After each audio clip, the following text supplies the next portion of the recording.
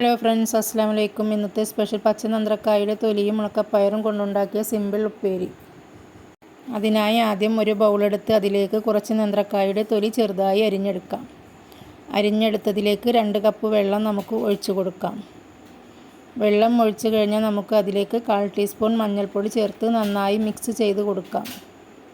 ഇങ്ങനെ മിക്സ് ചെയ്യുന്നത് നേന്ത്രക്കായുടെ തൊലിയിലെ കറ കളയാൻ വേണ്ടിയാണ്. ശേഷം നേന്ത്രക്കായ തൊലിയിലെ വെള്ളം കളഞ്ഞ് വാർത്തെടുത്ത് വെക്കാം. വെള്ളത്തിൽ 4 മണിക്കൂർ കുതിർത്തെടുത്ത ഉണക്കപ്പയറിലെ വെള്ളവും കളയാം. ശേഷം നമുക്കൊരു കുക്കർ എടുത്ത് അതിലേക്ക് പച്ച നേന്ത്രക്കായുടെ തൊലി അരിഞ്ഞതും 1 കപ്പ് ക്ലീൻ ചെയ്തെടുത്ത വെള്ളം കളഞ്ഞ പയറും നമുക്ക് ചേർക്കാം. ഇതിലേക്ക് ഒരു വലിയ കപ്പ് വെള്ളവും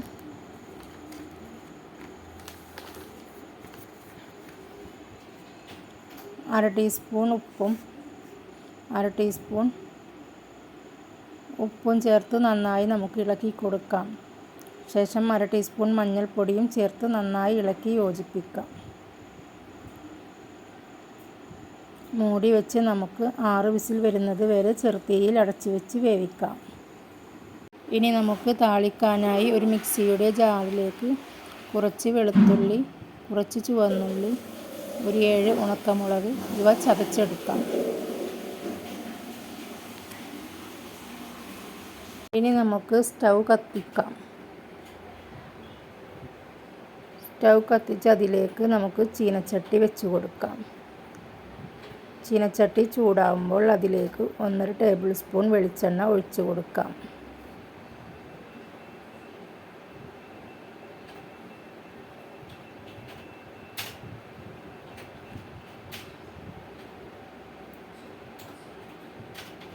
വെളിച്ചെണ്ണ ചൂടാകുമ്പോൾ വെളുത്തുള്ളി, ചുവന്നുള്ളി, ഉണക്കമുളക് ചതച്ചതും ചേർത്ത് നന്നായി ഇളക്കുക. ഇളക്കിയതിന് ശേഷം ഇതിലേക്ക് 2 തണ്ട് വേപ്പിലയും ചേർത്ത് നന്നായി ഇളക്കിയതിന് ശേഷം ഇതിലേക്ക് ഉണക്കപ്പയറും പച്ചനേന്ത്രക്കായയുടെ തൊലിയും ചേർത്തിളക്കുക.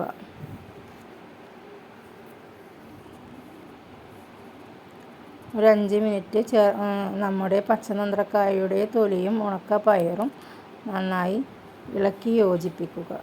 നമ്മുടെ ഉപ്പേരി ഇവിടെ റെഡിയായി. ഇനി നിങ്ങൾക്ക് എൻ്റെ ചാനൽ ഇഷ്ടപ്പെട്ടാൽ സബ്സ്ക്രൈബ് ചെയ്യുക.